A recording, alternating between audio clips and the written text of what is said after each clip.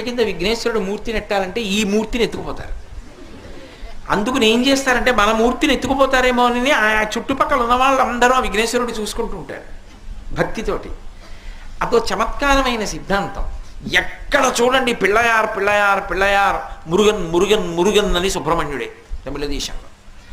ఎక్కడ చూసినా విఘ్నేశ్వరుడి ఆరాధన. మీరు చూడండి తమిళ దేశంలో ఎక్కడ చూసినా విఘ్నేశ్వరుడి ఆరాధన ఉంటుంది.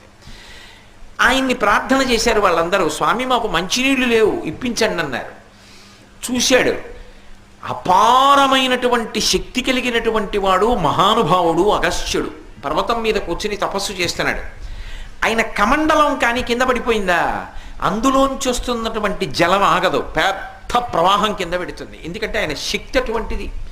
ఒకప్పుడు శంకర భగవత్పాదులు తన కమండలంలోకి నర్మదా నది వరదలన్నింటినీ పట్టేశారు. వాళ్ళ యోగశక్తి అటువంటిది.